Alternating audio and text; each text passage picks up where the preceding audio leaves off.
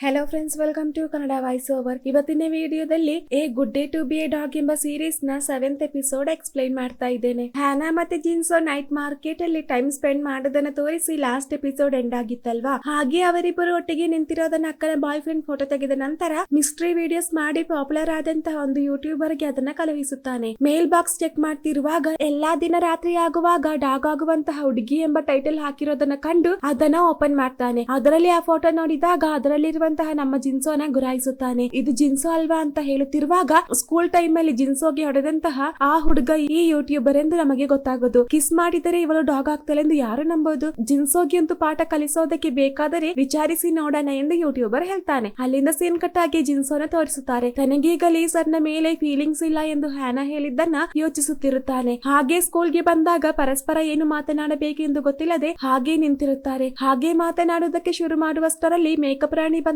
ಕಾರಣ ಹ್ಯಾನಾ ಅಲ್ಲಿಂದ ಹೋಗ್ತಾಳೆ. ಈ ಕಡೆ ನನಗೆ ನಿನ್ನ ಸ್ಟೋರಿನ ಕವರ್ ಮಾಡಬೇಕೆಂದು ಯೂಟ್ಯೂಬರ್ ಎಕ್ಸ್ ಲವರ್ ಗೆ ಮೆಸೇಜ್ ಮಾಡಿದಾಗ ಅವರ ಡೀಟೇಲ್ಸ್ ನ ಹೇಳಿಕೊಡೋದನ್ನ ತೋರಿಸಿ ಕಟ್ ಮಾಡಿದ್ರೆ ಹ್ಯಾನಾ ಚೂಯಿನ್ ನೊಂದಿಗೆ ಮಾತನಾಡುವುದನ್ನ ತೋರಿಸುತ್ತಾರೆ. ಡಾಗ್ ಅಂಕಲ್ ಗೆ ದಿನಗಳು ಕಳೆದ ಹಾಗೆ ಹೆಲ್ತ್ ಪ್ರಾಬ್ಲಮ್ ಹೆಚ್ಚಾಗ್ತಿದೆ. ಆದಷ್ಟು ಬೇಗ ಅವಳ ಶಾಪ ನೀಗಿಸೋದಕ್ಕೆ ಹ್ಯಾನಾಳೊಂದಿಗೆ ಹೇಳಿದಾಗ ಶಾಪ ಹೋಗಬೇಕೆಂದರೆ ಸತ್ಯ ಏನೆಂದು ಜಿನ್ಸೋನೊಂದಿಗೆ ಹೇಳಲೇಬೇಕು. ಆದರೆ ಹೇಳಿದ ನಂತರ ಏನಾಗುತ್ತೆ ಅಂತ ನನಗೆ ಗೊತ್ತಿಲ್ಲ. ಈಗಷ್ಟೇ ನಾವು ಸ್ವಲ್ಪ ಕ್ಲೋಸ್ ಆಗ್ತಿರೋದನ್ನು ಹೇಳುತ್ತಿರುವಾಗ ಬೇಗ ಹೇಳು ಹೇಳು ಅಂತ ಅಂಕಲ್ ಬಗಳುತ್ತಾ ಸಿಗ್ನಲ್ ಕೊಡ್ತಾರೆ. ಅಂಕಲ್ ನ ಪರಿಸ್ಥಿತಿ ನೋಡಿ ಅವಳ ಅಮ್ಮನಿಗೆ ಸಹಿಸೋದಕ್ಕೆ ಆಗ್ತಿಲ್ಲ. ಇನ್ನು ಇವಳ ಕಾರ್ಯ ಗೊತ್ತಾದರೆ ಅಮ್ಮನಿಗೆ ಸಹಿಸೋದಕ್ಕೆ ಆಗಲ್ಲ ಎಂದು ಹೇಳಿ ನೇರವಾಗಿ ಜಿನ್ಸೋನ ನೋಡೋದಕ್ಕೆ ಬರುತ್ತಿರುವಾಗ ಆ ಯೂಟ್ಯೂಬರ್ ಜಿನ್ಸೋನ ಹುಡುಕುತ್ತಾ ಬಂದಿರುತ್ತಾನೆ. ಜಿನ್ಸೋ ಅವನೊಂದಿಗೆ ಮಾತನಾಡಿದ್ದಕ್ಕೆ ತಯಾರಾಗದಿರೋದನ್ನ ಕಂಡು ನಿನ್ನ ಫೋಟೋಸ್ ನ ನೋಡಿದೆ, ನಿನ್ನ ಗರ್ಲ್ ಫ್ರೆಂಡ್ ತುಂಬಾ ಸೂಪರ್ ಆಗಿದ್ದಾಳೆ ಎಂದು ಹೇಳಿ ಅವನ ಬಾಯಿಂದ ಅವಳ ಬಗ್ಗೆ ಹೇಳಿಸೋದಕ್ಕೆ ಯೂಟ್ಯೂಬರ್ ಟ್ರೈ ಮಾಡ್ತಿರುವಾಗ ಅವನ ಪೆನ್ ಕ್ಯಾಮರಾನ ಜಿನ್ಸೋ ನೋಡ್ತಾನೆ. ನಿನ್ನ ಕೆಲಸ ಏನೆಂದು ನನಗೆ ಗೊತ್ತು, ಕೆಲಸ ಇಲ್ಲದಿರೋದಕ್ಕೆ ಹೀಗೆ ಕ್ಯಾಮರಾ ಎತ್ಕೊಂಡು ಲೋ ಕ್ಲಾಸ್ ವಿಡಿಯೋಸ್ ಮಾಡ್ತಿರೋದ ಎಂದು ಕೇಳಿದಾಗ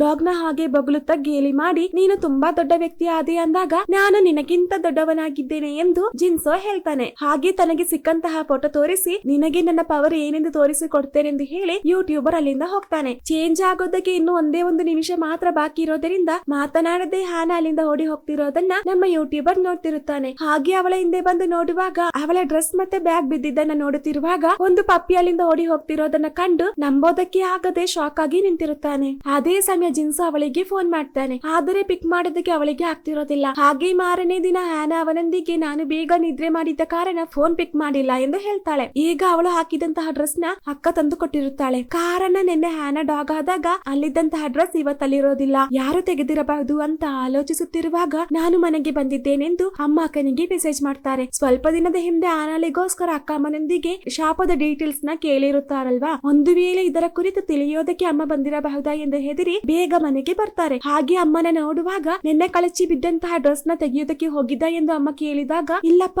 ನಾವು ಸುಮ್ಮನೆ ನಡೆಯೋದಕ್ಕೆ ಹೋಗಿದ್ದೆಂದು ಅವರಿಬ್ಬರು ಅಮ್ಮನೊಂದಿಗೆ ಹೇಳಿದಾಗ ಯಾರಿಗೆ ಶಾಪ ಇರೋದೆಂದು ನೀವು ಹೇಳೋದು ಬೇಕಾಗಿಲ್ಲ, ರಾತ್ರಿ ಆದಾಗ ಸತ್ಯ ಏನೆಂದು ಗೊತ್ತಾಗುತ್ತೆ ಅಂತ ಹೇಳಿ ಅಮ್ಮ ಮಲಗುತ್ತಾರೆ. ಅಲ್ಲಿಂದ ಸೀನ್ ಕಟ್ ಆಗಿ 12 ಗಂಟೆ ಆಗೋದರ ಮುಂಚೆ ಹ್ಯಾನಾ ರೂಮ್ ಗೆ ಹೋಗಿ ಟಾಕ್ ಮಾಡೋದನ್ನ ಕಂಡು ಅಮ್ಮ ಓಡಿ ಬಂದು ಅವಳನ್ನ ಹಿಡಿಯುತ್ತಾರೆ. ಯಾರು ನಿನ್ನ ಬಾಯ್ ಫ್ರೆಂಡ್ ಅಂತ ಕೇಳುವಷ್ಟರಲ್ಲಿ ಹ್ಯಾನಾ ಪಪ್ಪಿ ಆಗ್ತಾಳೆ. ಇದನ್ನ ಕಂಡು ಅಮ್ಮ ಶಾಕ್ ಆಗಿ ನಿಂತಿರುವಾಗ ಅಕ್ಕ ಅಮ್ಮನ ಹತ್ತಿರ ಬರ್ತಾಳೆ. ಅವಳ ಬಾಯ್ ಫ್ರೆಂಡ್ ಯಾರು? ಅವಳು ತನ್ನ ಬಾಯ್ ಫ್ರೆಂಡ್ ಗೆ ಕಿಸ್ ಮಾಡಿದ್ದಲ್ವಾ ಅಂತ ಕೇಳಿದಾಗ ಅವನಿಗಲ್ಲದೆ ಬೇರೆ ಯಾರಿಗೆ ಮಾಡಿರೋದು, ನಾಳೆನೆ ಅವನ ಬಾಯ್ ಫ್ರೆಂಡ್ ನ ಕರೆಸುತ್ತೇನೆ ಎಂದು ಅಕ್ಕ ಹೇಳ್ತಾಳೆ. ಮಾರನೇ ದಿನ ಅಮ್ಮ ಹ್ಯಾನಳ ಬಾಯ್ ಫ್ರೆಂಡಿಗೋಸ್ಕರ ಹಲವಾರು ಫುಡ್ ಐಟಮ್ಸ್ ನ ರೆಡಿ ಮಾಡೋದನ್ನ ಕಂಡು ಹ್ಯಾನಾ ಎದ್ದು ಬರ್ತಾಳೆ. ನನ್ನ ಪರಲೋಕಕ್ಕೆ ಕಳುಹಿಸೋದಕ್ಕೆ ಇರುವಂತಹ ಟ್ರೀಟ ಎಂದು ಕೇಳಿದಾಗ ಎಲ್ಲ ನಾನು ರೆಡಿ ಮಾಡಿದ್ದೇನೆಂದು ಅಕ್ಕ ಹೇಳ್ತಾಳೆ. ಇದರ ಅರ್ಥ ಹ್ಯಾನಳಿಗೆ ಆಗ ಗೊತ್ತಾಗೋದಿಲ್ಲ. ಓಯುಲ್ ಮನೆಗೆ ಬಂದಾಗ ಹ್ಯಾನಳಿಗೆ ವಿಷಯ ಏನೆಂದು ಗೊತ್ತಾಗೋದು. ಆದರೆ ಹ್ಯಾನಾ ಅದಕ್ಕೆ ಒಪ್ಪದಿರೋದನ್ನ ಕಂಡು ಅಮ್ಮ ನಿಮ್ಮ ಅಳಿಯ ಬಂದಿದ್ದಾರೆಂದು ಹೇಳಿ ಓಯುಲ್ ಮನೆಯೊಳಗೆ ಕರೆದುಕೊಂಡು ಬರ್ತಾಳೆ. ಅಮ್ಮನಿಗೆ ಇಷ್ಟ ಆದಂತಹ ಸ್ವೀಟ್ ನ ತರೋದಕ್ಕೆ ಅಕ್ಕ ಅವನೊಂದಿಗೆ ಹೇಳಿರುತ್ತಾಳೆ. ಅಮ್ಮನಿಗೆ ಓಯುಲ್ ನ ಕಂಡ ತಕ್ಷಣ ಇಷ್ಟ ಆಗಿರುತ್ತೆ.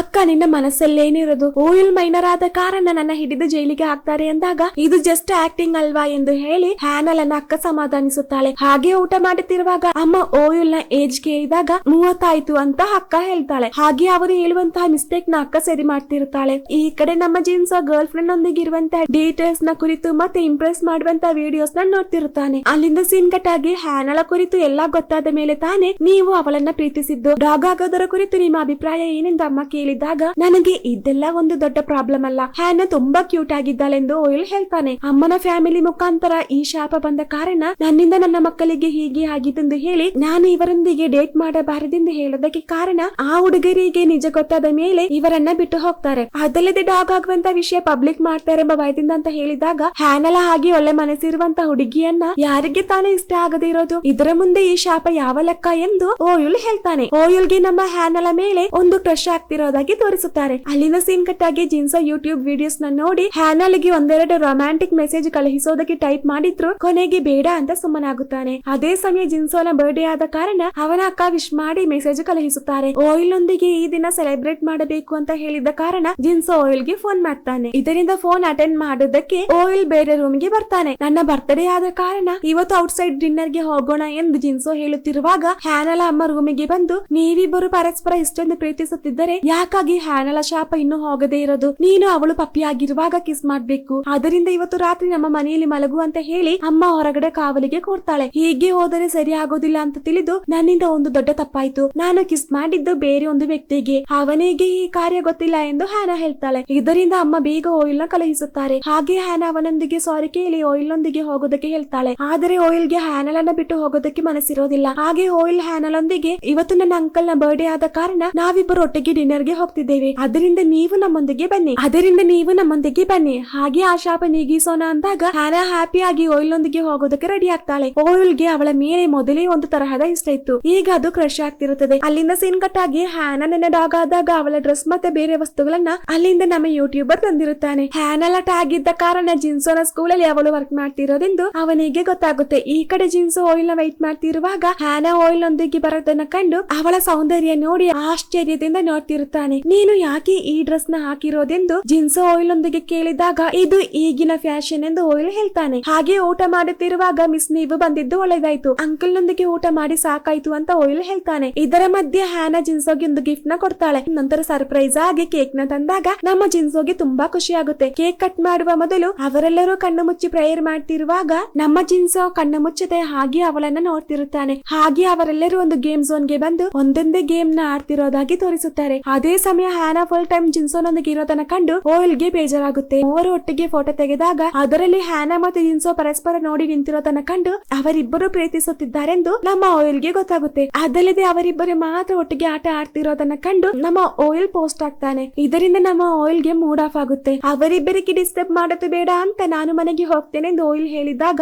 ಹೋಗಬೇಡ ಅಂತ ಅವರಿಬ್ಬರು ಹೇಳಿದ್ರು. ಜಾಸ್ತಿ ಫೋರ್ಸ್ ಮಾಡದ ಕಾರಣ ಓಯಿಲ್ ಅಲ್ಲಿಂದ ಹೋಗ್ತಾನೆ. ಬೇಜಾರಿಂದ ಅವನ ಕಣ್ಣಲ್ಲಿ ನೀರು ಬರ್ತಿರುತ್ತೆ. ಅವರಿಬ್ಬರು ಬಾರ್ಗೆ ಹೋಗೋದರಿಂದ ಓಯಿಲ್ ನ ಕರೆಯದೇ ಇದ್ದಿದ್ದು. ಅಲ್ಲಿಂದ ಸೀನ್ ಕಟ್ ಆಗಿ ಒಂದು ಫೀಮೇಲ್ ಟೀಚರ್ ನ ಸೀಕ್ರೆಟ್ ಅಂತ ನಮ್ಮ ಯೂಟ್ಯೂಬರ್ ಟೈಟಲ್ ರೆಡಿ ಮಾಡ್ತಿರುತ್ತಾನೆ. ಇದರ ಮುಂಚೆ ಹ್ಯಾನಲ ಫ್ಯಾಮಿಲಿ ಡೀಟೇಲ್ಸ್ ನ ರಿಸರ್ಚ್ ಮಾಡಿರುತ್ತಾನೆ. ಈ ಕಡೆ ಅವರಿಬ್ಬರು ಬಾರಲ್ಲಿ ಕೂತು ಡ್ರಿಂಕ್ಸ್ ಮಾಡ್ತಾ ಮಾತನಾಡುತ್ತಿರುವಾಗ ನಿಮಗೆ ಒಂದು ಒಳ್ಳೆ ಬರ್ತ್ಡೇ ಗಿಫ್ಟ್ ನ ಕೊಡೋದಕ್ಕಾಗಿಲ್ಲ ಎಂದು ಹ್ಯಾನಾ ಅವನೊಂದಿಗೆ ಹೇಳ್ತಿರುತ್ತಾಳೆ. ಹ್ಯಾನಾಲಿಗೆ ತನ್ನ ಶಾಪದ ಕುರಿತು ಹೇಳಬೇಕೆಂದಿರುತ್ತೆ. ಆದರೆ ಜಿನ್ಸೋ ಹೇಗೆ ರಿಯಾಕ್ಟ್ ಮಾಡ್ತಾನೆಂದು ಗೊತ್ತಿಲ್ಲದೆ ಟೆನ್ಷನ್ ಅಲ್ಲಿ ಇರುತ್ತಾಳೆ. ಜಿನ್ಸೋನ ಕಾರ್ಯ ಸಹ ಹಾಗೆ ಇರುತ್ತೆ. ಹ್ಯಾನಾಲಿಗೆ ಪ್ರಪೋಸ್ ಮಾಡಿದ್ರೆ ಹೇಗೆ ರಿಯಾಕ್ಟ್ ಮಾಡ್ತಾಳೆ ಅಂತ ಗೊತ್ತಿಲ್ಲದೆ ತನ್ನ ಪ್ರೀತಿನ ಅವಳೊಂದಿಗೆ ಹೇಳಿಕೊಳ್ಳೋದಿಲ್ಲ. ಹಾಗೆ ಜಿನ್ಸೋ ಹೇಳದೆ ಕೂತಿರೋದನ್ನ ಕಂಡು ಹಾಗಿದ್ದರೆ ನಾನೇ ಮೊದಲು ಹೇಳ್ತೇನೆ, ಹೇಳುವ ಮುಂಚೆ ನಾನು ವಾಶ್ರೂಮ್ಗೆ ಹೋಗಿ ಬರ್ತೇನೆ ಎಂದು ಹೇಳಿ ಅಲ್ಲಿಂದ ಹೋಗ್ತಾಳೆ. ಶಾಪದ ಕುರಿತು ಹೇಗೆ ಹೇಳೋದು ಅಂತ ರಿಹರ್ಸಲ್ ಮಾಡೋದಕ್ಕೆ ವಾಶ್ರೂಮ್ಗೆ ಬಂದಿರುತ್ತಾಳೆ. ಈ ಕಡೆ ಜಿನ್ಸೋ ವೇಟ್ ಮಾಡಿ ಸಾಕಾಗಿ ಕುಡಿದು ಆಫ್ ಆಗುವಂತ ಸ್ಟೇಜ್ ಗೆ ಬಂದಿರುತ್ತಾನೆ. ಹಾಗೆ ಹ್ಯಾನಾ ಹೊರಗಡೆ ಬರುವಾಗ ಗರ್ಲ್ಸ್ ಕ್ಯೂ ನಿಂತಿರುತ್ತಾರೆ. ಹೇಗಾದ್ರೂ ಹೇಳಲೇಬೇಕು ಅಂತ ಧೈರ್ಯ ಮಾಡಿ ನಾನು ರಾತ್ರಿ ಚೇಂಜ್ ಅಂತೆಲ್ಲ ಭಯದಲ್ಲಿ ಹೇಳ್ತಿರುತ್ತಾಳೆ. ಟೆನ್ಷನ್ ಇಂದ ಕುಡಿತಾ ಇರ್ತಾಳೆ. ಹೀಗೆ ಕುಡಿಯೋದನ್ನ ಕಂಡು ಅವಳು ಹೇಳೋದಿಲ್ಲ ಅಂತ ಜಿನ್ಸೋಗೆ ಗೊತ್ತಾಗಿ ಕಷ್ಟ ಆದರೆ ನೀವು ಹೇಳೋದು ಬೇಕಾಗಿಲ್ಲ ಎಂದು ಜಿನ್ಸೋ ಹೇಳ್ತಾನೆ. ನಂತರ ಕುಡಿದು ಆಫ್ ಆದಂತ ಹ್ಯಾನಲನ್ನ ಮನೆಗೆ ಕರೆದುಕೊಂಡು ಹೋಗುತ್ತಿರುವಾಗ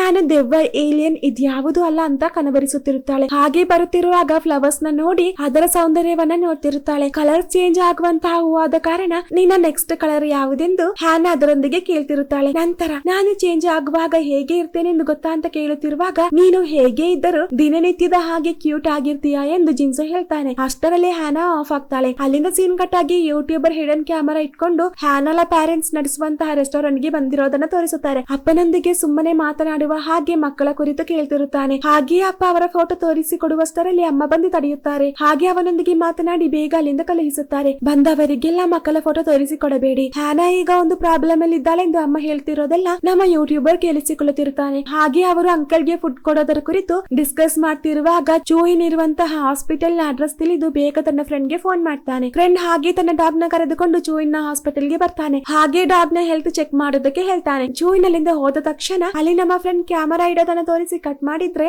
ಈ ಕಡೆ ಜಿಯಾ ರಿಚುವಲ್ಸ್ ಮಾಡ್ತಿರುವಾಗ ಯಾವುದೆಲ್ಲ ವಿಜುವಲ್ಸ್ ಅವಳಿಗೆ ಕಾಣುತ್ತೆ. ಸ್ಕೂಲ್ ಅಲ್ಲಿ ಇರುವಂತಹ ಆ ಸೀಕ್ರೆಟ್ ರೂಮ್ ಸಹ ಅವಳಿಗೆ ಕಾಣಿಸುತ್ತೆ. ಆ ರೂಮ್ ಅಲ್ಲಿ ಇರುವಂತಹ ಡ್ರೆಸ್ ಅನ್ನು ಕಂಡಿರುತ್ತಾಳೆ. ಲಿಯಾ ಅದೇ ಸಮಯ ಆ ರೂಮ್ ಅಲ್ಲಿ ಇರೋದಾಗಿ ತೋರಿಸುತ್ತಾರೆ. ಪುರಾತನ ಕಾಲದಲ್ಲಿರುವಂತಹ ಜಿಯಾಲ ಫೋಟೋ ನೋಡಿ ಲೀ ನಿಂತಿರೋದನ್ನ ತೋರಿಸಿ ಕಟ್ ಮಾಡಿದ್ರೆ ಮಾರನೇ ದಿನ ಜಿಯಾ ಆ ರೂಮ್ ನ ಓಪನ್ ಮಾಡೋದಕ್ಕೆ ಟ್ರೈ ಮಾಡ್ತಿರುವಾಗ ಓಯಿಲ್ ಅಲ್ಲಿಗೆ ಬರ್ತಾನೆ. ನಾನು ಮಂಡಿಯೂರಿ ಬೇಡುತ್ತಿರೋದನ್ನ ಹೇಳಿದ್ರಲ್ವಾ, ಆ ಪ್ರಾಬ್ಲಮ್ ಇಂದ ಹೊರಗಡೆ ಬರೋದಕ್ಕೆ ಇರುವಂತಹ ದಾರಿ ಹೇಳಿಕೊಡಿ ಅಂದಾಗ ಇದರೊಳಗೆ ಏನೋ ಒಂದಿದೆ, ನಿನಗೆ ಈ ಲಾಕ್ ನ ಓಪನ್ ಮಾಡೋದಕ್ಕೆ ಆಗುತ್ತಾ ಅಂತ ಜಿಯಾ ಕೇಳ್ತಾಳೆ. ಓಯಿಲ್ ಹಾಗೆ ಆ ಲಾಕ್ ನ ಓಪನ್ ಮಾಡ್ತಿರುವಾಗ ಲೀ ಆ ಸ್ಪಾಟ್ ಗೆ ಬರ್ತಾನೆ. ಲೀನ ಕಂಡ ತಕ್ಷಣ ಇದು ಓಪನ್ ಮಾಡೋದು ಅಷ್ಟೊಂದು ಫನ್ ಅಲ್ಲ ಎಂದು ಹೇಳಿ ಓಯಿಲ್ ನ ಕರೆದುಕೊಂಡು ಜಿಯಾ ಅಲ್ಲಿಂದ ಹೋಗ್ತಾಳೆ. ಹಾಗೆ ಸಂಜೆ ಆದಾಗ ಯೂಟ್ಯೂಬರ್ ಸ್ಕೂಲ್ ಹತ್ತಿರ ಬಂದು ಸ್ಟೂಡೆಂಟ್ಸ್ ಗೆ ಅವನ ಕಾರ್ಡ್ ನ ಕೊಟ್ಟು ಹ್ಯಾನಾಳ ಕುರಿತು ವಿಚಾರಿಸುತ್ತಾನೆ. ನಾನೊಂದು ರಿಪೋರ್ಟರ್ ಆದ ಕಾರಣ ಟೀಚರ್ಸ್ ನ ಕುರಿತು ಒಂದು ಸ್ಟೋರಿ ಕವರ್ ಮಾಡಬೇಕು ಅಂತೆಲ್ಲ ಹೇಳುತ್ತಿರುವಾಗ ಪ್ರಿನ್ಸಿ ಅಲ್ಲಿಗೆ ಬರ್ತಾರೆ. ಇದರಿಂದ ಅವನ ಪ್ಲಾನ್ ಹಾಳಾಗುತ್ತೆ. ಅವನು ಮಕ್ಕಳೊಂದಿಗೆ ಮಾತನಾಡಿದ್ದೆಲ್ಲ ನಮ್ಮ ಜಿನ್ಸೋ ನೋಡ್ತಿರುತ್ತಾನೆ. ಪ್ರಿನ್ಸಿನ ಕಂಡ ತಕ್ಷಣ ಮಕ್ಕಳು ಅಲ್ಲಿಂದ ಓಡಿ ಹೋಗ್ತಾರೆ. ಹ್ಯಾನಾಳ ಕುರಿತು ಕೇಳಿದ್ದೆಂದು ಸ್ಟೂಡೆಂಟ್ಸ್ ಹೇಳಿದಾಗ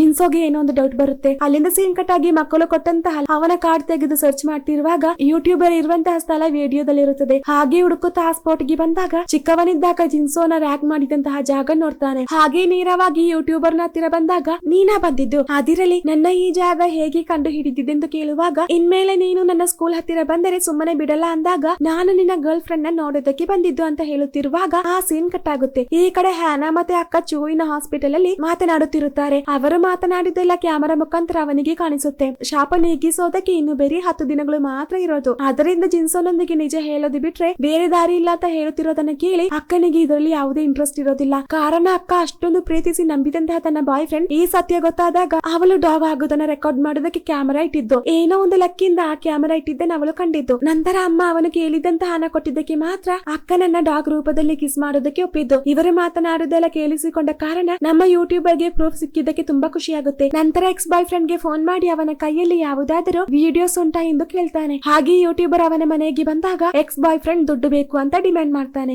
ಹ್ಯಾನಳ ಫ್ಯಾಮಿಲಿ ಸೀಕ್ರೆಟ್ ಹೇಳಿದ ನಂತರ ಒಂದು ವಿಡಿಯೋ ಶೂಟ್ ಮಾಡಿ ಕೊಡ್ತಾನೆ. ಇದರ ಪ್ರತಿಫಲವಾಗಿ ಕ್ಯಾಶ್ ನ ಕೊಟ್ಟಾಗ ಇಷ್ಟು ದುಡ್ಡು ಕೊಟ್ಟು ಈ ಸ್ಟೋರಿ ಯಾಕೆ ಮಾಡುತ್ತಿದ್ದೀರಾ ಅಂತ ಕೇಳಿದಾಗ ಹೀರೋ ಅವನ ಹತ್ತಿರ ಬಂದು ಬೆದರಿಕೆ ಹಾಕಿದ್ದನ್ನ ಯೋಚಿಸುತ್ತಾನೆ. ಅಲ್ಲಿಂದ ಸೀನ್ ಕಟ್ ಆಗಿ ಜಿನ್ಸೋ ಹ್ಯಾನಲ್ ಅನ್ನ ನೋಡೋದಕ್ಕೆ ಬಂದಿದ್ದನ್ನ ತೋರಿಸುತ್ತಾರೆ. ರೋಡ್ ನ ಕ್ರಾಸ್ ಮಾಡುವಷ್ಟರಲ್ಲಿ ಕ್ಯಾಪ್ ಇಂದ ಮುಖ ಕವರ್ ಮಾಡಿ ಒಬ್ಬ ವ್ಯಕ್ತಿ ಬರೋದನ್ನ ಕಂಡ ತಕ್ಷಣ ಆ ಯೂಟ್ಯೂಬರ್ ಅವಳನ್ನ ಉಪದ್ರವಿಸೋದಕ್ಕೆ ಬರ್ತಿರೋದನ್ನು ತಿಳಿದು ಸಿಗ್ನಲ್ ಸಹ ನೋಡದೆ ಅವಳ ಹತ್ತಿರ ಓಡಿ ಬರೋದನ್ನ ತೋರಿಸಿ ಈ ಎಪಿಸೋಡ್ ಎಂಡ್ ಆಗುತ್ತೆ. ಹ್ಯಾನಳ ಸೀಕ್ರೆಟ್ ರಿವೀಲ್ ಆಗುತ್ತಾ ಅಂತ ನಮಗೆ ನೆಕ್ಸ್ಟ್ ಎಪಿಸೋಡ್ ಅಲ್ಲಿ ನೋಡೋಣ. ಹಾಗೆ ನಿಮಗೆ ನನ್ನ ವಿಡಿಯೋ ಇಷ್ಟವಾದಲ್ಲಿ ಪ್ಲೀಸ್ ಲೈಕ್ ಮಾಡಿ, ಶೇರ್ ಮಾಡಿ, ಸಬ್ಸ್ಕ್ರೈಬ್ ಮಾಡಿ, ಜೊತೆಗೆ ಪಕ್ಕದಲ್ಲಿರುವಂತಹ ಬೆಲ್ ಐಕಾನ್ ಪ್ರೆಸ್ ಮಾಡಿ. Thank you.